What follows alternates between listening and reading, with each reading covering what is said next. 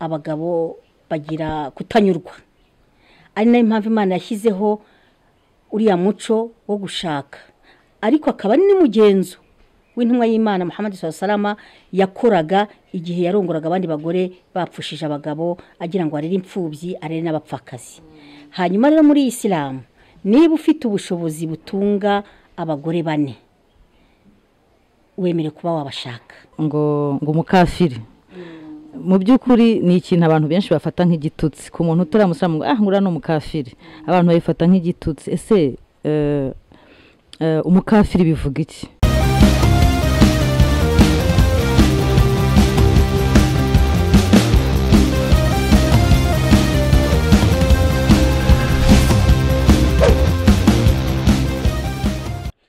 Twongeye kubasuhuza nshuti bakunzi ba Talent TV, nk'uko mubimenyereye tukunda kubagezaho inkuru zicukumbuye ndetse zitandukanye. Uyu munsi turi mu karere ka Kicukiro, tugiye kuganira n'umutumirwa damu umu-Hadjati. Hari ibibazo byinshi abantu tujya twibaza ku bijyanye n'idini ya Islam, abantu benshi tutabifitiye ibisubizo, cyane cyane iyo tutari muri iryo dini cyangwa se tudafite inshuti cyangwa abavandimwe babarizwa muri iryo dini. Niyo mpamvu uyu munsi twifuje gusura umudamu n'umu-Hadjati. Muri Islam habaho na shehati cyangwa se shehe w'umudamu. Niyo mpamvu uyu munsi twifuje kumusura ngo tumuganirize ku bintu bimwe n'imyitwarire imwe n'imico imwe n'imwe tujya tubona ku bayoboke b'idini ya Islam, ariko ntitubigirire ibisobanuro, tukibaza byinshi. Niyo mpamvu uyu munsi twifuje kumusura ngo tumuganirize. Reka twinjire.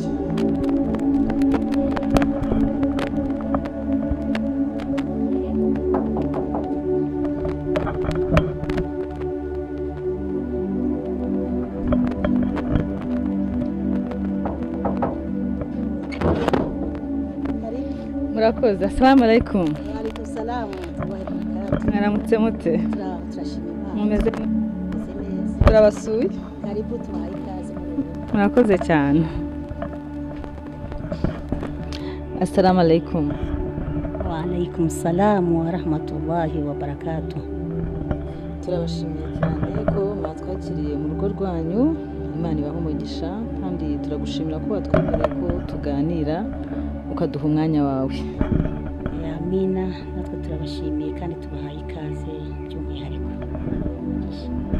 Amen. Nkuko rero twari twabibabwiye mu kanya, uno mutumirwa wacu aranje abanze abibwire. Tugiye kuganira ku bibazo bimwe na bimwe tujya twibaza mu buzima bwa buri munsi cyangwa se muri societe, ku bintu bijyanye na Islam cyangwa se abayoboke b'idini rya Islam.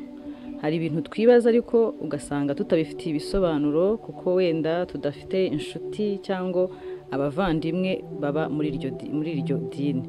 Niyo mpamvu twegereye uyu mumama mwiza kugira ngo abashe kudusobanurira. Reka mbere ko dutangira atangire atwibwira. Assalamu alaikum wa rahmatullahi wa barakatuh. Amahoro n'imigisha by'Imana ibane namwe. Tubanje kwiragiza ku Mana giturinde shitani w'ikivumwe ku izina ry'Imana Nyirimpuhwe Nyirimbabazi. Turashimira Imana iyo yatumye duhura kuri uyu munsi, atari ku bwacu ari ku bwayo. Nanabashimira uburyo mwaje mwisanga karibu ikaze muri uru rugo. Murakoze cyane. Nge ku mazina yanjye ababyeyi banyise nitwa Hadjati Madina, ariko by'umwihariko abandi bo hirya no hanze, inshuti abavandimwe, twe ku izina rya Hadjati Mama Rukumani. Nkaba ndi umumama, ndi umubyeyi w'abana 7, abahungu 5 n'abakobwa 2 n'undi mwana ndera. Ubwo muri make urumva ko ndi umubyeyi ufite abantu 8 no kurondera. Ubwo rero nkaba ntuye hano i Murambi mu kagari ka Nyanza, umurenge wa Gatenga, akarere ka Kicukiro. Muri make tuhaye ikaze. Murakoze cyane. Murumva ko aratwibwiye neza. Ni umumama afite abana 8. Imana kandi guha umugisha mu bana wabyaye, ufitemo n'umwana urera. Imana iguha umugisha cyane. Rero hari inshuti zacu, abakunzi bacu, abantu badukurikira, hari ibibazo bifuza kumenya ku bijyanye n'idini ya Islam. Niyo mpamvu tugiye gutangira tukubaza kuko utubwiye ko uri na Hadjati. ese ubundi Hadjati bisobanura iki? Tujya twumva Haji, Hadjati, Hadjati bisobanura iki? urakoze cyane ku kibazo cyiza umbajije. Ndi Hadjati kubera ko nagiye mu mutambagiro mutagatifu 2016. ubwo nagira ngo nsobanure Hadjati ni umuntu wakoze urugendo akajya mu masengesho mu gihugu cya Saudi Arabia. Haji ni umugabo nawe wakoze umutambagiro mutagatifu agakora urugendo rwo kujya mu masengesho nawe muri Saudi Arabia. Ni muri urwo rwego rero Haji cyangwa Hadjati aba ari abantu baba baragiye mu mutambagiro mutagatifu, dore ko ari n'Imana iba yaradushyize kuri liste kugira ngo tubashe gukora urwo rwego rw'amasengesho. Murakoze cyane, ngira ngo turasobanukiwe. Najyaga nkunda kumva umuntu wese w'umusilamu ugasanga umuntu aramwita ngo ni Haji, cyangwa se umusilamu kaza umuntu aramwita ngo ni Hadjati, ariko dusobanukiwe ko umuntu yitwa Haji kuko yagiye mu mutambagiro mutagatifu i Maka. Haji ni umugabo, Hadjati ni umudamu.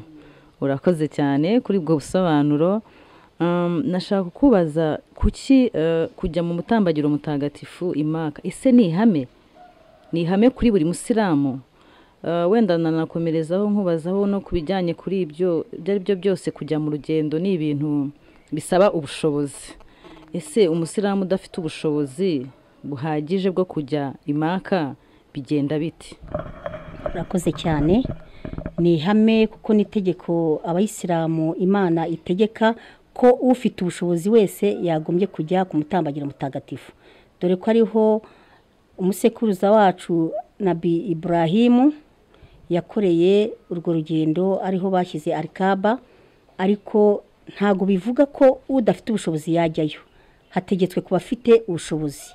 Ni itegeko rero ku nkingi y'abayisilamu, ku nkingi ya 5 itegeka kuba afite ubushobozi ko bakora umutambagiro mutagatifu bakagera ku nzu y'ingoro bakahakorera amasengesho nk'ayo sekuruza w'abemeramana Abrahamu yakoze. Ntabwo rero udafite ubushobozi Imana yabimuhanira kubera ko nta bushobozi afite. Ni muri urwo rwego rero Imana yashyizeho abafite ubushobozi n'abadafite ubushobozi, amategeko yabarangana, ariko udafite ubushobozi ntiyabihanirwa. Ariko ufite ubushobozi biba byiza ko yakora uriya mutambagiro mutagatifu akuzuza iriya nkingi ya 5 mu idini ya Islam. Murakoze cyane. Sekuruza Ibrahimu ndumva ariwe abandi bita Abraham. Ese iyo ngoro iri Maka niyo ngoro ya mbere ifite yahe mateka kugira ngo dusobanukirwe impamvu ari ingenzi ku musilamu kuba abonye ubushobozi yakora umutambagiro akajya gukorera isengesho kuri urwo rusengero? Amateka ya mbere ifite nuko ari impuzamahanga isi yose ihurira hariya hantu, kuko ariho Abraham ariwe Ibrahimu yageze agiye kubaka Al-Kaaba ari kumwe na Hajara ariwe Hagari. Al-Kaaba ni yanzu ni umusigiti. Al-Kaaba ni umusigiti, ni inzu y'ingoro abantu bose bahurira isi yose, bagasenga bagahamagara Imana bakayisingiza muri urwo rwego rwo gutekereza ku Mana cyane, kuko iyo utekereje ku Mana ukaba inshuti y'Imana icyo isabye cyose irakiguha. Ni muri urwo rwego rero dufataho umuco sekuruza wacu Ibrahimu ariwe Abraham.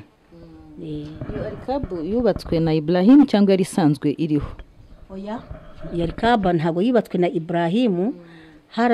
Kugira ngo iyo Al-Kaaba ijyaho yari indogobe yaje kuhakubita ibipfukamiro ishaka icyerekezo cy'aho abantu bazajya basengera.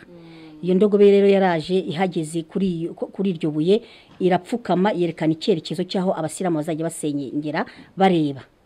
Urumva hegeranye na Isirayeli. Ni mu gihugu cya Saudi Arabia, ariko noneho Al-Kaaba icyerekezo ni ingamiya yahageze ihakubita ibirindiro irapfukama yerekana icyerekezo abasilamu bazajya basengera. Abraham ahita hazana umuryango, atangira kuhazana umuryango. Ni muri urwo rwego. Murakoze cyane. Nsubiye nk'inyuma gato, twatangiye nkusuhuza assalamu alaikum. Ese assalamu alaikum bivuga iki? Bisobanuye iki? Kuko ntekereza ko bishobora kuba ari icyarabu.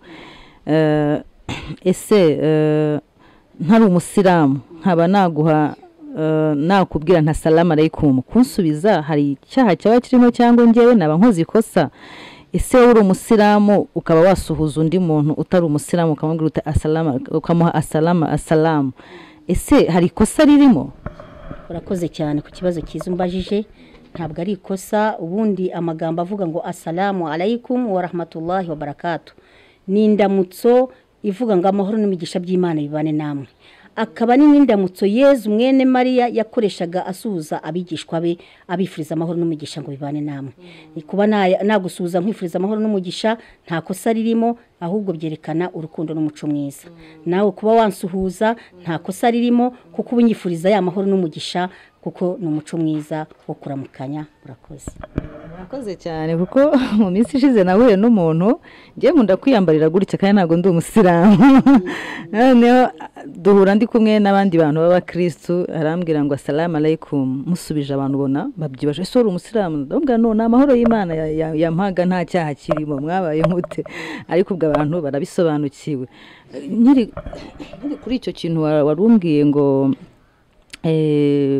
Isa mwene Mariya, Isa niwe abakristo bita Yesu, biranantangaje. Abantu benshi bazi ko muri Islamu batemera Yesu cyangwa wenda batanamuvuga. Ese muri Islamu Isa, intumwa Isa cyangwa se ari we abandi bita Yesu mwene Mariya, Islamu imuvugaho iki muri make? Urakoze cyane. Isa ari we Yezu ni intumwa Imana yohereje, ari mu ntumwa Imana yohereje kuza kubwiriza abantu ubutumwa, kuyoboka Imana no kudasenga ibindi bigirwamana. Rero Yezu niwe twebwe abayisilamu twita Isa, tumwemera nk'intumwa. Icyo dutandukaniyeho n'abantu batari abasilamu nuko tutemera ko ari Imana. Ariko muri bwa butumwa Imana yamutumye Yezu ni intumwa. Ngereke ngo Imana imuha amahoro n'umugisha, akaba ari muri za ntumwa zose ari we intumwa ya nyuma isoza ariyo Muhammad sallallahu alaihi wasallam. Imana imuha amahoro n'umugisha, nawe ari we bucura mu ntumwa. Ariko Yezu turamwemera, tumufataho umuco, kuko hari n'ibikorwa bimwe dukora Yezu yakoraga mu gihe abandi bavuga ko Yezu tutamwemera. Ariko Yezu tumwemera nk'intumwa, ntabwo tumwemera nk'Imana. Murakoze cyane. Ndumva harimo ibiganiro byinshi, ndabizi kuza twemera undi mwanya tukabiganira. Nashaka kukubaza ku bintu bijyanye n'imyambarire, kuntu abasiramukazi cyane cyane bambara. Cyane cyane ndanabashimira ko mwambara neza bijyanye ego. Buriya nk'abakobwa cyangwa nka tuvuga abakobwa wenda abadamu bo nta kibazo, ntibishobora nko kuba nk'imbogamizi wenda tuvuge niba nk'umusore wenda ashaka kukurambagiza, ntibishobora kuba nk'imbogamizi mukagaragaza ubwiza cyangwa se uburanga bw'umukobwa? Murakoze cyane kuri iki kibazo cyo kwambara gutya imyambarire. Ni umuco dufata kuri Bikira Mariya. Bikira Mariya ari twebwe twita Mariya, yakundaga kuba yambaye gutya. Akaba ari umwambaro uduhesha icyubahiro, akaba ari n'itegeko muri Qur'an mu gitabo gitagatifu Imana ibwira abemera bose, ibwira abayisilamu, abemera akazi b'abagore n'abemera akazi b'abakobwa, ko tugomba kwitwikira tukifubika, kuko aribyo bizaduhesha agaciro n'imbere y'Imana. Kandi burya agapfunikiye burya gatera amatsiko. Nubwo abatari abasilamu batabyambara, ariko ubona babikunze. Nawe nagushimiye kuba wambaye gutya rwose. Nakubonye urumva ntabwo nkuzi, ariko nakubonye ngira ngo uri umusilamu. Ariko inshallah ku bubasha bw'Imana hari igihe wazaba umuyisilamu umwe muri twe, kuko isilamu ubundi bisobanura kwicisha bugufi imbere y'amategeko y'Imana. Ariko muri uru rwego rwo kwambara gutya ni itegeko ku Mana ridutegeka ngo bwibira abemera bawe b'abagore n'abakobwa bitwikire, ko kwitwikira bizabahesha kubaha Uwiteka kandi bigatuma nta n'ubakuvogera. Muri make ni itegeko twubahiriza ry'Imana, tugafata n'umuco kuri Bikira Mariya mu bagore beza babonye ijuru, kuko niko Bikira Mariya yambaraga. Sinakwambara wenda ibintu birebire, ariko wenda mu mutwe singire kugira ngo wenda isura yanjye igaragare neza. Oya, ni byiza ko ubahiriza itegeko kuba washyira igitambaro mu mutwe. Imyanya yose ishobora kuba yarangaza abagabo kuyipfuka nicyo cyambere cyiza. Buri Imana yari yaduhitiyemo ibyiza kuri twe kugira ngo twambare gutya. Niyo nakambara agatambaro nka kwa kundi abakecuru ba kera bakambaraga ntapfutse amatwi, nta kintu byaba bitwaye. Oya, byaba bigitwaye, kubera ko buri muntu yaba areba ijosi ryawe ryiza, iyo mitako yawe myiza Imana yaguhaye, bigatuma yabasha kwifuza. Ubwo rero kuba impamvu kugira ngo umuntu acumure, wakwirinda kugira ngo abagenzi bawe badacumura. murakoze cyane. Hadjati, hari ikindi kintu abantu bakunda kwibaza ku kintu kijyanye n'uburyo abasilamu bashyingura. Urabona wenda tumenyereye mu muco wacu cyangwa se abantu benshi ari nk'ukuntu nk'umuvandimwe cyangwa inshuti yitaba Imana, hakaba nk'igihe nk'abavandimwe baba bari kure ugasanga wenda yitabye Imana uyu munsi, bifashe nk'iminsi 2 kugira ngo wenda abavandimwe n'inshuti baze baturuke hirya no hino. Ariko muri Isilamu iyo umuntu apfuye agomba gushyingurwa uwo munsi. No mu buryo abasilamu bashyingura ni ukumukorera isuku, umuntu ukamwambika ishuka gusa, nta myenda, nta serikeye. Ese uwo muco waba uturuka ku ki muri Isilamu? Ese ntibyaba bitera nk'imbogamizi cyangwa rimwe na rimwe nk'ubwumvikane buke nko mu muryango? Kuko niba mfushije nka mama wenda ndi Dubai cyangwa se ndahandi hantu ndi kure, birasaba ko mfata indege nkabwira mutegereze nzaze ejo, muti oya mu idini tugomba kurara dushyinguye. Ese ntibyaba rimwe na rimwe bijya biteza nk'impagarara cyangwa se kutumvikana mu muryango? Urakoze cyane. Twebwe nk'abayisilamu hari itegeko ritwemerera ko iyo umuntu apfuye mu bintu Imana yavuze byihutishwa, icyambere harimo umuntu wapfuye kwihutisha kumuzika, kumushyingura, kwinjira idini no kugira gute no kuba umu-Islam. Ibyo ni ibintu tutagomba gutinza. Kuko ushobora kubitinza kugira ngo nkubaka kanya nkuko utari umu-Islam ukavuga uti genda shaka kwinjira ubu-Islam mu ntoze ashahadu, ngewe nkahita nkubwira nti uburetse ejo, kandi ejo ntabwo nzi kuzahageza, uramutse upfuye naba naguhuguje. Noneho rero gushyingirwa ari bwo ubukwe bukaba bushaka kuba ukabushyira mu wundi mwaka, kandi umwaka utanago uzabugeza, ushaka gutuma umwana w'umukobwa agwa mu mutego cyangwa umusore bakaryamana bitemewe n'amategeko y'Imana. Cya gatatu no kumushyingura. Gushyingurwa rero impamvu abayisilamu twebwe wihutisha umurambo ukajya kumuzika, twemeranya ko Imana idutegeka ngo buri roho yose izasogongera ku rupfu, uko bizagenda kose ni igikombe buri wese azanyweraho. Ubwo rero bisaba kugira ngo hahandi niba apfuye hakiri kare byemeye kumukorera isuku, ukamutunganya, wamara kumutunganya mukajya kumushyira ahabugenewe, ariyo kumushyira mu mva. Hari impamvu Imana ivuga ngo ni mu mwihutishe. Hari bishobora gutuma akonsoma kuri kumubika, bigatuma babandi basigaye bajya gushaka imiti mutera cyangwa amafaranga bishyura. Ibi byose ni gaspillage. Ariko Imana yatworoheje mu idini ya Isilamu ivuga ko umuntu niba apfuye hakiri kare wemere kumukorera ibikorwa byose, kumukorera amasuku, kumusengera, ukamujyana ahabugenewe, ukamushyingura, ahubwo ukagaruka ukita kubo asize. Hanyuma ku kindi gishobora gutuma arara keretse apfuye nimugoroba bwije nka saa 12, urumva nta wajya gutunganya gucukura imva. Icyo gihe biba ngombwa ko ari amabura kindi ararara. Hanyuma kuvuga ngo aka kanya hari abavandimwe be bari hanze mu gihugu cyo hanze baturindiriye kubaza kumushyingura, Imana niba yaragennye ko umuntu azapfira inaha mu Rwanda, nta kizakuraho niho azapfira. Ni kimwe nko yapfira mu kindi gihugu, agapfira nko mu Bushinwa, ntago bazarinda ko bajya n'abanyarwanda ngo bajya kumushyingura. Aho Imana yagennye ko ariho roho izaviramo, yemera gushyingurwa mu Bushinwa. Ubwo rero niyo mpamvu tutagomba gutera imbogamizi ku basigaye n'amadeprasoma n'ibisaba byose ngo dutegereze abazaza. N'ubundi Imana yamaze kumwisubiza muri rya tegeko ryayo. Ntacyo bari abari buze ngo bahindure babe bamufasha gusubiramo umwuka, usibye gukonsoma abasigaye. Nicyo twanga, nicyo Imana yanze ko abantu bakora gukonsoma abasigaye, kandi hari abagomba kwitabwaho mu gihe nyakwigendera yavuye mu mwuka.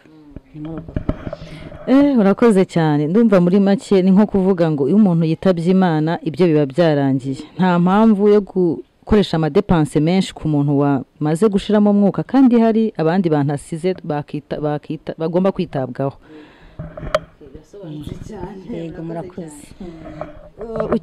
Hari ikintu ukomojeho kijyanye no gushaka, ko nabyo biri mu bintu umuntu atagomba gutinza.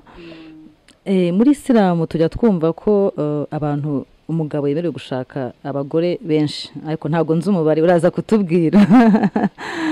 Ese umugabo yemerewe gushaka abagore bangahe?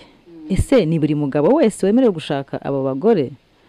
Ese ntihazamo ikibazo cyo gufuha? Urakoze cyane. Iki ni ikibazo abantu benshi bakunda kwibazaho, ariko muri kamere ndemano nabanza kuvuga abagabo bagira kutanyurwa. Ari nayo mpamvu Imana yashyizeho uriya muco wo gushaka, ariko akaba ari n'umugenzo w'intumwa y'Imana Muhammad sallallahu yakoraga igihe yarongoraga abandi bagore bapfushije abagabo, agira ngo arere imfubyi arere n'abapfakazi. Hanyuma rero muri Islam, niba ufite ubushobozi butunga abagore 4, wemere kuba wabashaka, ariko muri kondisiyo yo kubashaka nuko uzabaringaniza, ukabafata kimwe, ukabambika kimwe, ukabagaburira kimwe. Niba wumva nta bushobozi ufite bwo kubaringaniza, ntago ari ubushobozi bwo kubagaburira gusa, no mu bushobozi bwo mu buryamo bugomba kuzamo. Niba hari uharaye rimwe n'ahandi uraharara rimwe, ubwo no mu gikorwa runaka naho wemere kugikora nkuko waraye ku wundi. Kimwe nkuko Imana itubwira iti, niba ubona kudashoboye kuringaniza abagore 4, rongora umugore umwe. Imana isoza ivuga ngo ikiza kurushaho nuko warongora umwe, kuko umwe na Adamu arahinduka, aribagirwa. Ushaka kujya ku wundi mugore akakutwara, akakubuza urugo rwawe burundu, ariko warongoye umugore umwe ntago ari icyaha. Ariko Imana itubwira ngo murongore 2, 3, 4. Ikiza kurushaho isoza ivuga ngo ikiza kurushaho nuko warongora umwe, kubereka Imana nizi ikiremwa muntu kitabaringaniza, kuko kubaringaniza ntago biri hano hafi. Ariko Uwiteka no kuvuga ngo kubera ya kamere ndemana Imana yaremanye abagabo bagira irari, ashaka kuvana akajya gukorera Igisenyi.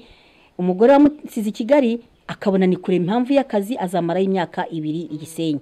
Aho niba afite ari impamvu agiye kurongora kubera ko ari impamvu z'akazi, no kuvuga ngo azarongora Igisenyi. Ariko byanga bikunze bivuga nubwo urongoreye Igisenyi uzaringaniza na wa wundi w'Kigali. Ubwo rero itabaringanije, Imana igaruka ku bihano by'umugabo utaringaniza abagore be.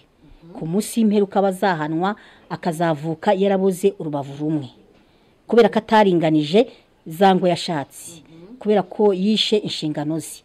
Ni muri urwo rwego rero ko kurongora umugore umwe ni itegeko, no kurongora 2, 3, 4. Imana isoza ivuga iti kiza kurusha no kurongora umugore umwe.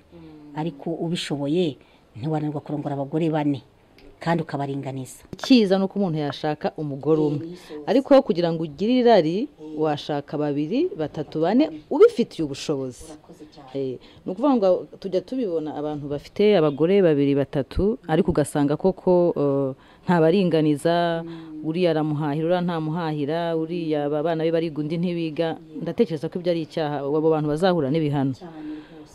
None nkiraho nk'abasiramukazi, nk'ubu umugabo waje akakubwira ati sheri, nabonye undi mudamu wenda ngiye gukorera Tanzania, cyangwa se ashaka kwari no muri Kigali, wenda yabonye umudamu akumva aramukunze, akavuga ati aho kugira ngo njye mu busambanyi ndumva namugira umugore, akaza avuga ati rero sheri, ndumva ashaka kuzana mukeba wawe. Ese ubyakira ute? Mu by'ukuri ntago hazamo gufuha.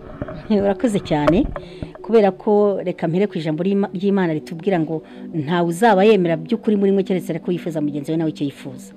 Mu by'ukuri umugabo wanjye namwemerera, kubera iki cyambere yabimbwiye, yabimenyesheje, bitewe nuko wenda agira ngo ashire irari. Icyo gihe namwemerera, nkanamufasha, nkanamushyigikira rwose, akagenda akarongora.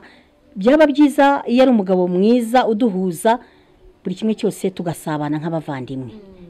Numva rero kubera ko ntago nakwifuza ko ndya mugenzi wanjye ashonje, icyo rwose ngewe nkanjye Hadjati wakoze kuri Arikaba namwemera nta nkingimira mfite. Mu by'ukuri imbaraga z'umutima zo kwakira ibyo bintu, kwakira guharikwa, ukagira abakiba bawe 1, 2, 3, izo mbaraga muzikura, kuko nkuko wavuze uti muri nature cyangwa muri kamere y'abagabo bagira irari, no muri kamere y'abagore habamo barafuha. Izo mbaraga nk'abasiramukazi muzikura cyangwa se no kwenda umuntu abavuga ati mu idini ino option nayo irahari ngomba kubyakira? Urakoze cyane. Icyambere nuko ubanza kwiyegereza Imana. Imana igushoboza kugira imbaraga zo kwakira icyo kintu. Nta handi utari umugaragu usenga Imana ngo yiyegereze ntago wabasha kubyakira. Hariho abo babikora nyine bakirukana no ku gasozi bagasara cyangwa bagaturugo, ariko ku muntu nagira inama yuko icyatuma abasha kwakira buri kimwe cyose cyaba kimugezeho ikigeragezo cyose nuko yabanza kubishitiye Imana kuruta ibyo yadutisha. Ndabikubwira nkurikije ko ngewe ngi Maka nagiye 2016, ariko nasize uruhinja rw'amezi 3. Ntago nigize ndutekereza. muri nge namaze kwisetingamo ko Imana imukunda kuruta nge nyina wamubyaye kandi mufitiye impuhwe kuruta nge nawe wamubyaye kandi amahirwe barimwe mu buzima ntabwo azagaruka nibwo nabanje gutekereza ko ngomba gusiga uruhinja rw'amezi 3 ubwo kurusiga nawe urabizi umwana w'umuntu araryoha ntago icyo kibazo nakibajwe na bagenzi banjye inshuti zanjye hirya no hino wabigenje ute kugira ngo ubashe gusiga umwana w'amezi 3 usarya musinzire ariko muri nge namaze kwisetingamo ko ngomba kuba inshuti y'Imana kuruta ibyo yampaye muri urwo rwego rero ni nk'uko umugabo yambwira ati ndashaka gushaka umugore nkamubwira sheri ndagushyigikiye jya kumunyereka nkamutera inkunga nkamufasha noneho nka wa mugore uje nkamuha agaciro muri urwo rwego rero niba narabashije gusiga uruhinja rw'amezi 3 kugira ngo umugabo wanjye azane undi mugore ntago nananirwa kumwakira keretse bibaye ikosa ry'uko yabikoze yihishe akabimpisha urumva hazamo ikibazo ariko abaye umugabo mwiza amuhuza n'umuryango nge rero numva namushyigikira agashira iryo rari dore ko intumwa y'Imana ye yanarongoye abagore atari irari kugira ngo ifashe abapfakazi n'imfubyi mu gihe abagabo babo bapfuye ku rugamba bari ku rugamba ariko Imana intumwa y'Imana ye yabikoze igira ngo irokore za mfubyi irokore na bapfakazi ni muri urwo rwego rero nanjye nakwifuza ko mugenzi wanjye yaza tugasangira nkuko turimo dusangira kacyaye hano ni nako nawe naza tugasangira nkamuha agaciro nkamwubaha murakoze cyane urumva ko abadamu mwanga ko abagore banyu bashaka abagabo benshi urumva ko Islam babikora mu buryo bwo kugira ngo bafasha abantu abapfakazi be kuba indaya imfubyi ze kubaho zidafite abapapa ariko nanone icyo twumvisemo nuko umuntu abishobozwa n'imbaraga zo gusenga kuko atari ugusenga ntago nyine nibwo hazamo ryashyari byacyo ariko yumvishe ko umuntu umwifuriza ibyiza nk'ibyo ufite urabibasha hari mama wigeze kunganiriza w'umu-Islam kazambwira ko bakeba be bose niwe barambagirizaga umugabo ngo umugabo we yashimaga umugore yarazaga akabwira umugore mukuru ati sheri ngwino nkwereke undambagirize umbwire niba ubona mutazagira n'ikibazo urebe imico ye ugasanga ni ibintu mu by'ukuri bidasanzwe bitoroshye ku bantu batabyumva ntabwo biba byoroshye kubyakira ariko bibaho tukiri kuri iyo ngingo yo gushaka muri Islam ese nk'umuhungu cyangwa umukobwa umuhungu w'umu-Islam ashaka kurongora nk'umukobwa utari umu-Islam cyangwa se ari umukobwa ugiye kurongorwa n'umusore utari umu-Islam ese muri Islam bigenda gute mubifata gute njya numva ngo hari abana bamwe imiryango yica ese koko nibyo ngira ngo ababyeyi bakora icyo kintu cyo guca abana akenshi aba ari ubujiji kubera ko ikintu Imana yadutoje ni urukundo ni impuhwe ariko noneho twebwe nk'abayisilamu mu myemerere yacu nuko umusore w'umuyisilamu umukobwa agiye gushaka atari umusilamu abanza kumuganiriza akamwereka imbuto nziza akamwereka ikiza cy'ubuyisilamu akaba yamuhindura noneho akamurongora amuhinduye uti kubera iki Imana idutegeka ko ku migongo y'aba atari abasilamu hazavaho abayisilamu ikadutegeka rwa rukundo n'impuhwe dore ko uwisilamu n'undi ari urukundo ubwo rero muri make ikiza cy'uwo musore nuko abanza kwigisha umukobwa kugira ngo amuhindure amugire umuyisilamu mu myemerere imwe kuko uza kubasezeranya ntiyasezeranya uri atari umuyisilamu n'undi atari umuyisilamu naguciye mu ijambo ariko hari umuntu wambwiye ko bishoboka ko nawe ni umuntu wize ibintu by'idini yambwiye ko bishoboka ko umusore w'umusilamu ashobora kurongora umukobwa ariko ntahindure wenda imihango imwe yo gusezeranya ikabera muri Islam ariko ntibantoze shahadu kumwe kunyinjiza idini nyine nyine urumva muraganira nkakubwira ko nkubahiriza imyemerere yawe ariko ntibibe ngombwa ko nyine ninjira idini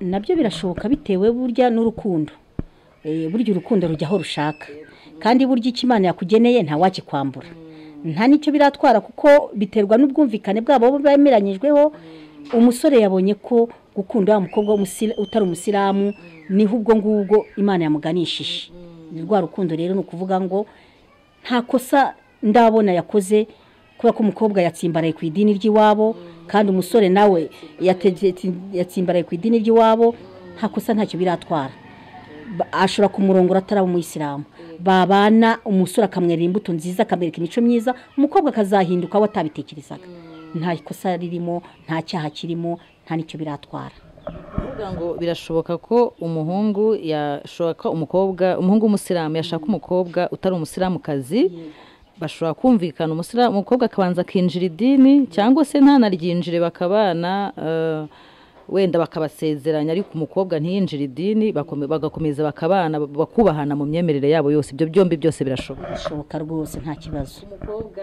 w'umusiramukazi umukobwa w'umusiramukazi we ni ikintu gikomeye cyane ntabwo buriya hari ikintu abagabo Imana yagize abatwari ubona ko bashoboye kugira ubutwari bwo kuyobora urugo bakaba bahagarariza b'urugo ariko ku bakobwa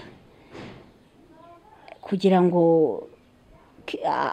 numva ni ikintu kigoye sinzi ko ndi bugisobanure cyane ariko by'umwihariko umukobwa kugira ngo arongorwe n'umugabo utari umu-Islam afite ababyeyi b'abayisilamu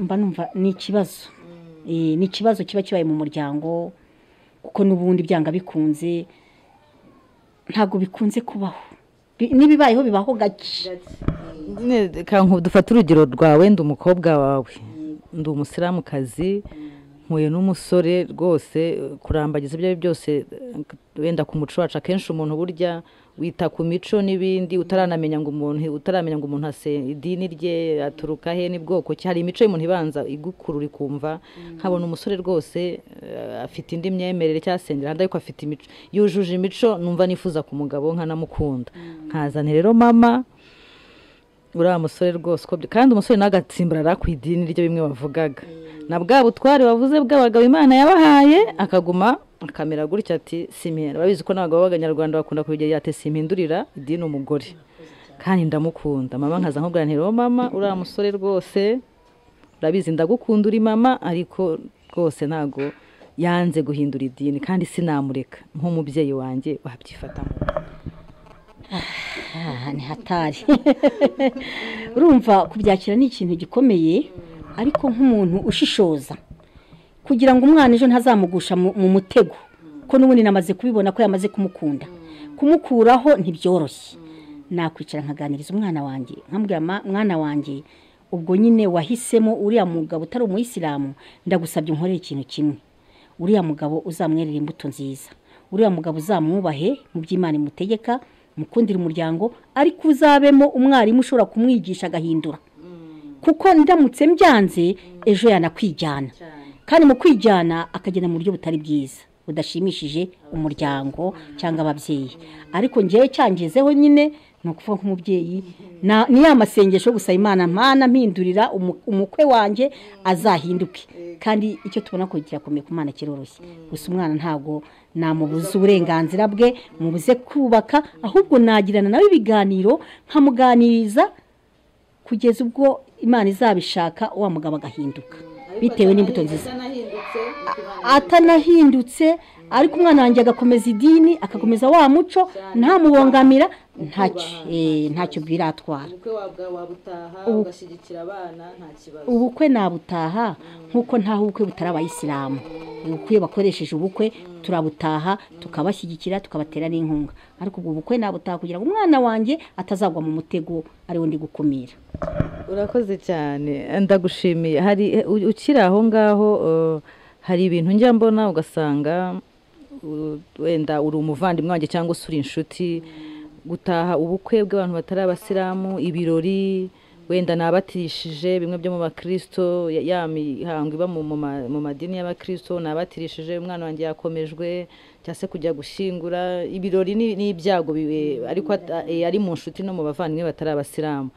Ese biremewe ko umusilamu yitabira ibyo birori cyangwa gutabara abantu batari abasilamu cyangwa ubukwe kubashyigikira ukajyayo kuko hari abantu njya mbona bamwe ugasanga umuntu wenda nabatirishijwe nk'umwana nkagutumira ntiyunzanira abana namwe muze mu rugo dufite twabatirishije ugasanga umuntu ngo ntago najyeyo ngo ni haramu ngo ni mu bakafiri. Ese ibyo bintu ni ukuri? Oya ntago byemewe kubera ko mu muco wa mbere Imana idutoza ni urukundo no kugira impuhwe. Ni ukuvuga ngo rero muri make biremewe ko twataha ubukwe biremewe ko twajya muri ibyo birori tukabana nabo, kuko ya mico tuberetse myiza niyo ishobora gutuma bahinduka akaba n'abayisilamu. Ntabwo Imana ikunda ivangura, nta nibwo ikunda irobanura, kubera ko Imana yaturemye mu mashusho atandukanye kugira ngo tubashe kumenyana. Ariko umwiza ni wa wundi uzayigaragira akayisenga. Nta kindi Imana yaremeye abantu uretse kuyisenga no kuyigaragira. Ubwo muri wa muco Imana duteze urukundo, ariho urukundo rw'Imana ruva, nemereye kuba nabafasha mu birori byabo nkabashyigikira, kuko byanga bikunze imbuto nziza mberera hari igihe ku migongo yabo hazavaho babasilamu. Ni muri urwo rwego rero Imana dutegeka kubaba hafi, kubatera inkunga mu birori, mbese tukabana nabo neza mu mico myiza. Hari ikintu abasilamu bakunda kuvugana n'inkomojeho ngo umukafiri. Mu by'ukuri ni ikintu abantu benshi bafata nk'igitutsi ku muntu utaramusiramu, ngo ngura no mukafiri. Abantu babifata nk'igitutsi. Ese umukafiri bivuga iki? Ese si igitutsi? Dusobanurira. Ubundi umukafiri ni umuhakanyi. Umuhakanyi uhakana Imana. Ariko ntabwo Imana yemerera gutukana, ni umuco utari mwiza. Nubivuga mpamya ko ari ubujiji. Nicyo bita ubujiji kubera kudasobanukirwa. Kubera ko ni gute mama ushobora kubujyabirwa n'umumama utari umusilamu? Ubwo se mama wamutuka ngo ni umukafiri? Ni umuhakanyi. Yahakanye iki? Yahakanye Imana. Kandi waranamuvutseho ahubwo. Yaranagutoje gusenga. Rwose navuga ngo bari abantu bavuga kiriya gitutsi bakireke, n'ubujiji. N'ubujiji rwose. Tugomba kuberera imbuto nziza tukabana nabo neza mu buryo bwiza, kandi tukabagirira impuhwe n'urwa rukundo Imana idutegeka. Kuvuga ngo umukafiri bisobanura umuntu uhakana Imana. Kuvuga ngo abantu babikoresha ni ubujiji, ntibazi icyo bisobanuye, kuko umuntu niba yemera Imana ntabwo ugomba kumwita umukafiri. Hari ibintu abantu bakunda kwibaza ku kintu kijyanye no gusiramurwa.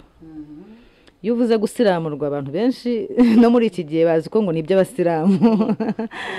Ese gusiramurwa byaturutse he? Ese ni itegeko ko umu-Islam wese agomba kuba yisiramuje? Urakoze cyane. Gusiramurwa ni itegeko, ndetse ni n'umuco dufataho Yezu yarasiramuwe. Ariko mu gusiramurwa biba mu muco ni isuku, kugirirwa isuku. Ntabwo abasilamu ari bo bonyine bakagombye gusiramurwa, n'abatari abasilamu bemerewe gusiramurwa. Muri make rero iyo umuntu akorewe isuku ni isoko. Ntabwo bikorerwa abasilamu, ariko ni n'umuco dufata kuri Yezu mwene Mariya yakoze asiramurwa maze iminsi 7 avutse. Ubwo rero natwe tumufasha umuco, kandi ukaba n'itegeko kugira isuku. Tugomba kwisukura ku mibiri yacu. Hari byinshi ikintu cyiza cyo gusiramurwa bishobora kugira abo birinda za ndwara zandura. Ubwo rero mpamya ko ari n'igikorwa noneho leta y'u Rwanda yashishikarije abanyarwanda bose muri rusange ko bagomba gusiramurwa. Urumva leta y'u Rwanda ihitiramo ibintu byiza bishobora kubaka abanyarwanda bose, ku buryo hari bashobora gusiramura ku buntu. Ariko kera abantu batarasobanukirwa n'ikiza cyo gusiramurwa, umuntu yazi ko ari iby'abasilamu. Ariko umubyeyi w'u Rwanda, leta y'u Rwanda, Kagame, Imana imuhe umugisha namuturindire, yazanye umuco mwiza wo gutoza abanyarwanda bose gusiramurwa kuko ari umuco w'isuku. Hari amazina nshaka ko udusobanurira dukunda kumva muri Isilamu. Hari shehe, hari imamu, hari na haji. Ibyo bintu babitandukanya gute? Abo bantu bakora bafite izihe nshingano? Ese ziratandukanye? Urakoze cyane. Ku izina rya nakambanze sobanure kuri shehe. Shehe ni umuntu ufite umenye wizi, ufite diplome, ushaka kujya imbere hariya akigisha abantu bakumva, kubera ko afite urwego rw'uko yaminuje kwiga ya mashuri yerekeye idini. Hanyuma imamu nawe muri rwa rwego ni wa muntu uhagarara imbere agasengesha, agasarisha. Mu rwego rw'amasengesho imamu ni uri butuyobore, akajya imbere agasengesha imbaga nyamwinshi. Hanyuma ngaruke ku rwego rwa haji. Haji ni wa wundi nyine wakoze umutambagiro mutagatifu, akajya mu masengesho Maka, cyangwa Hadjati. Ni muri urwo rwego baba barakoze amasengesho, bakora urugendo rutagatifu bakajya Maka. Urumva rero biratandukanye. Shehe ni umuntu wize agasobanukirwa bwa bumenyi yize, ariyo diploma afite mu bumenyi bw'idini, akaza akayigisha abandi. imam akaba ari umuntu uyobora isengesho. bisobanuye shehe ashobora kuba na imamu. Birashoboka rwose, byose yabikoze. Yego birashoboka rwose. None se ko sinjya nkunda kumva abashehe baba mama, ese babaho? Urakoze cyane. Abashehe ba mama bavuga shehati. Shehati bitandukanye n'umugabo shehe. Ubwo rero abamenyi b'abadamu cyangwa b'abakobwa barahari, nabo baba barize bafite iyo diplome, ariko twaba tubita shehati. Barahari rwose, ashobora kujya mu mbaga nyamwinshi y'abadamu akigisha. Nawe agafite rya peti rye. Oya, ntabwo imamu b'abadamu babaho, haba abagabo gusa. Icyo kintu cy'abadamu kuki dukunda kubona muri Isilamu abadamu bicara ukwabo mu bintu byinshi, mu masengesho cyangwa no mu birori baba bahuriyemo, no mu gusenga abagabo bafite ukuntu bajya imbere, abadamu bakajya inyuma. Ese uriya muco uturuka kuki? Urakoze cyane. Ni umuco w'idini ya Isilamu utandukanya abagabo n'abagore mu masengesho, mu rwego rw'uko ari cya kintu navuze ngo abagabo Imana yabagize abahagararizi, ibagira abatware, ariyo mpamvu ubona abagabo bajya imbere, abadamu bakajya inyuma. Ariko ngaruke ko hari igihe biba amaburakindi bitewe n'ahantu muri, abagabo n'abagore bakegerana. Nko kuri Arikaba twaregeranaga tukabyigana umugabo ku wundi, kubera ko n'isi yose dukora amasengesho uwegeranye n'umugabo utari uwawe. Ariko kubera ko umugambi wo wagize wo mu masengesho, ntabwo hariya wabona igihe cyo gutekereza umugore utari uwawe cyangwa ibindi bintu, kumwese umutima wanyu mwawerekeje ku Mana. Hariya rero amaburakindi hagarika itegeko, abagabo n'abagore turasengana hamwe. Hari aho tugera bahita muzidarifa, tukaryama hasi ku butayu turyamye n'abagabo batari abacu. Tuba twananiwe kubera ko tuba twavuye Arafa, ku musozi wa Arafa aho Adamu na Eva bahuriye, tukahirwa umunsi wose dusenga tutakambira Imana tuyiririra, tukahava tujya muzidarifa. Muzidarifa rero tuhagera izuba ritararenga, tukaryama tunaniwe kubera ya masengesho twire dukora, turyama hasi, yaba ari umukire yaba umukene, twese tuba turi hamwe kubera ko tuba twananiwe.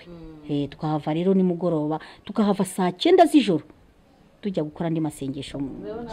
Umwanya tugakora ikindi kiganiro kijyanye n'urugendo rw'Imaka gusa, ari we mwihariko nyine ukatubwira ko niba bimeze. Ni ukuvuga ngo impamvu abagabo n'abadamu batandukana, ese ubwo si uburyo bwo kwirinda ni ukurwanya kuba habaho irari kubera ya kamere y'umuntu.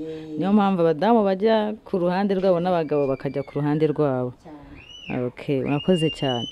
Hari ikintu abantu bakunda kwitiranya Isilamu n'iterabwoba.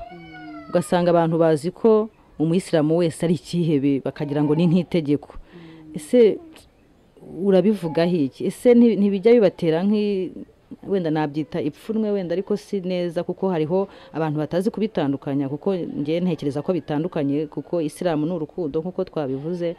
Ntago ntekereza ko Isilamu ishishikariza cyangwa yigisha abantu kwica cyangwa kugirira n'abantu. Ese Isilamu n'iterabwoba wabisobanurira abantu gute? Ese iyo mubyumvise nk'abantu babyitiranya mubifata gute? Urakoze cyane. Isilamu navuga ngo cyambere icyo bisobanura kwicisha bugufi imbere y'amategeko y'Imana, ari bwo bigarukamo mu rwa rukundo. Ariko bari abantu babyita ngo n'iterabwoba, rwose ntabwo Imana yemera ko abantu bicana, ntabwo yemera ko abantu bangana. Hagarukamo rwa rukundo nagumye kuvuga kenshi. Ababikuvuga akenshi n'ubujiji, ababivuga akenshi n'ubujiji bwo kudasobanukirwa abayisilamu n'ubuyisilamu. Ntabwo Imana yemera ko abantu bicana, ntabwo yemera ko abantu bangana, kuko mu ijambo ryayo riravuga ngo ntawe uzaba yemera Imana by'ukuri muri mwe keretse ko yifuza mugenzi wawe icyo yifuza. Nanone mu ijambo ryayo ritagatifu kavuga ngo lani tanarbila hata tunifiku mimma tuhibuna, ntago muremera Imana mutarakundana. Cyambere nuko mbanza kugukunda wewe mugenzi wanjye. Wumva icyiza Imana iduhamagarira nirwo rwa rukundo. Ababikora ababivuga baba barenze imbago z'Imana kandi baba bazabihanirwa. Kuko bazira ntambara tujya tubona z'abakristo n'abasilamu mu bihugu bimwe na bimwe, ni amakosa ni icyaha, kuko Imana ntiyaremye umuntu ngo yice undi, kubera ko Imana yaturemye ahubwo igira ngo tuyigaragire, tuba abagaragu bayo bayisenga kandi dushyire hamwe rwa rukundo. birasobanutse abantu mwajyaga mwitiranya isilamu n'iterabwoba cyangwa n'ubwihebe nta hantu bihuriye ziriya ni kamere z'umuntu ku giti cye akitwaza idini ariko mu by'ukuri ntago isilamu bisobanura amahoro bisobanura urukundo ntago idini ryigisha abantu kwicana ngo bice umuntu kuko mudahuje idini cyangwa imyemerere ni icyaha ni amakosa mukajye mubishyira muri rusange ngo mubigeneralize ni amakosa y'abantu bamwe na bamwe ku nyungu zabo bwite zo muri iyi si. Hadjati turacyaganira hari abantu badasobanukiwe urabona mu gihe cya mwezi Ramazani naryo ni ihame nayo ni inkingi mu mahame ya isilamu igisibo kwiriza musenga nyuma haba icyo mwita irayidi ariko haba amarayidi abiri hari abantu batabizi hari icyo bita rayidi kubwa na rayidi ndogo tandukanyiriza abo bantu rayidi kubwa na rayidi ndogo kuko abantu benshi bazi ya rayidi ya nyuma yo gufunga indi ntabwo bayizi. Urakoze cyane. Rayidi ndogo uri kuvuga ni ya yindi dufunga ukwezi kose noneho rayidi kubwa ni ya yindi dufunga umunsi umwe wa nyuma ari nawo munsi Abraham yatangagaho igitambo umwana we Isaka. Icyo gihe abantu baba bari ku butaka butagatifu baba bafite ahantu bari bageze twebwe nta tugafunga uriya munsi umwe wa nyuma ariko by'umwihariko ni ukuvuga ngo gufunga harimo kumenya agaciro k'umukene kugira ngo Imana idutoze ku inzara iryana uzamenye umukene naza kugufunguza uzamenye ko inzara yamuriye umugereza amuhe n'urukundo umugaburire bikaba ari impamvu bidutoza ko kwiyegereza Imana cyane ari naho mpamvu tugaburira abakene cyane ari impamvu dufasha abashonje muri urwo rwego rero bigatuma ubasha guca bugufi imbere y'amategeko y'Imana. Rayidi kubwa yo iba ryari nyuma ya rayidi ndogo hashize nk'igihe kingana gute? Igihe babitegura ni ukuvuga ngo hahitamo ukwezi kumwe igihe babitegura kujya abantu baba bari Maka. Rayidi kubwa n'igihe abantu baba bari Maka ubwo nutambagira umutagatifu ubwo nukuvuga ngo haba habanje rayidi ndogo ariyo yayindi dufunga ukwezi kose ari nayo abantu benshi bamenyereye kubera igihe kinini dusiba ariko iriya ya nyuma rayidi kubwa ni umunsi dutangaho igitambo Abraham atanga umwana w'igitambo Isaka muri rwa rwego rwo kugira ngo yubahirize itegeko ry'Imana. Kuvuga rayidi kubwa ibibutsa mwibuka Abraham atanga Isaka. Ni nayo mpamvu mutamba ibitambo byinshi uwo munsi tubagaburira abakene ariko ntabwo tugaburira abasilamu gusa n'abatari abasilamu twemereye kubaha. Ukuvuga ngo rayidi ndogo ni kwa gufungura nyuma y'iminsi hafi 30 musenga muniyiriza kugira ngo agaciro k'abantu b'abakene baciye bugufi no guca bugufi imbere y'Imana. Naho rayidi kubwa muri kwibuka Abraham atanga umwana we Isaka Imana ikamuha intama. Murakoze cyane. Dusa nk'abagana ku musozo hari umuco abasilamu bagira nagira ngo dusangize nyine abenshi ni hafi ya bose abasilamu bakunda kugira ikintu cyo gufashanya ugiye kwa muganga ugiye no muri quartier aho mutuye usanga abasilamu ikintu cyo gutanga no gufasha abakene ni ikintu kimeze nk'ikibaremyemo nk'ikibatuyemo ni ikintu utabigisha uriya muco konzi ko kamere y'umuntu nyine yose igira ukuntu iteye kwihariye uriya muco ni idini wibigisha ukabajyamo cyane nukubera iki ko usanga ari ikintu nyine ni ikintu kiranga umusilamu hafi ya bose. Urakoze cyane. Uriya muco wo kugira impuhwe no gufashanya ni umuco twakuye ku ntumwa isozereza izindi ntumwa ariyo bucura intumwa y'Imana Muhammad sallallahu alaihi wasallam Imana Muhammad n'umugisha ni umuco yagiraga wo gufasha abakene wo gufasha impfubyi wo gufasha abababaye kugeza n'ubwo wamugiriraga nabi intumwa y'Imana yagiraga kumugirira neza kubera ko ikibi kivanishwaho icyiza nako kivanishwaho ikibi akaba ari wa muco rero twakomoye ku ntumwa yacu Muhammad sallallahu alaihi wasallam wo kugira impuhwe n'urukundo. Urabona ushobora kuvukira mu idini y'abayisilamu noneho ababyeyi ukareba uburyo bafasha abantu nawe ukurana wa muco wo kuvuga uti ngomba gufasha umukene ngomba gufasha umuturanyi ngomba gufasha ubabaye ugafata igihe cyo kugira gute wibuke mugenzi wawe nubwo ugiye kurya ko hari abashonje ariko bitubamo kamera ariko n'idini rirabidutegeka bitewe noneho naho tuba twaranakuriye muri urwo rwego. mama Lukman reka tugushimira cyane ariko twaguha umwanya niba hari ikintu wifuza kubwira abadukurikiye inshuti zacu ariko ndanagushimira ko uzaduha undi mwanya kandi namwe ibindi bibazo mwumva mwifuza twazamubaza yatwemereye kuzaduha umwanya nanone tukaganira mwaza kutwandikira mukatubwira kugira ngo tubashe gusobanukirwa kuko dusobanukiwe byinshi hari abantu batari bazi ko wikundiye umukobwa w'umusilamu ntiwamushaka wikundiye umuhungu w'umusilamu ntiwamushaka hari ibintu byinshi tutari dusobanukiye ku idini ya Islam ariko twumvishemo ko ibyinshi ni ubumuntu ni urukundo nta kintu kibi kirimo ntago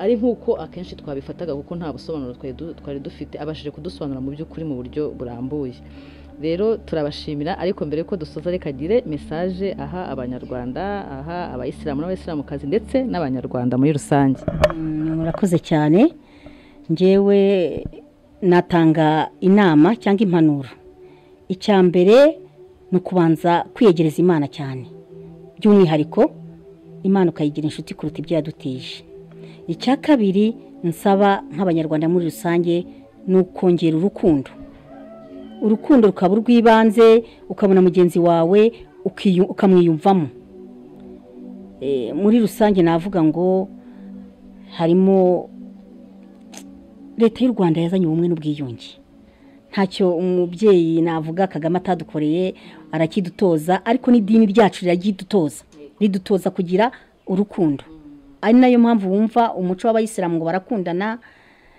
ariko bya bindi nabisaba ko abanyarwanda bose twaba bamwe twakundana tugashyigikirana n'ugezweho n'ikigeragezo ukaba wabasha kumufasha ukamukansa umuringa ukamuba hafi numva rero by'umwihariko iyo nama abanyarwanda twese tubaye bamwe tugakundana tugashyigikirana ntacyo byaba bitwaye igihugu cyaba paradizo ni ukuvuga ngo ari abagira amashyari bakayareka akifuza ko mugenzi we yazamuka ari uwagira ikigeragezo nkumva ko wamuba hafi ukamukansoringa ukamugirira impuhwe ni muri urwo rwego kuko nanjye uyu muco nawe ukwiye ku babyeyi banjye nubwo batakiriho Imana ibashyireho ubuziraherezo ariko numva ari wo muco natoje abana banjye kandi nkaba numva nezezwa no kuba mbana n'abaturanyi neza nk'ubu naguha urwo rugero uyu mukecuru uri hano namusanze hano ariko uko biri kose mubonamo nka mama wanjye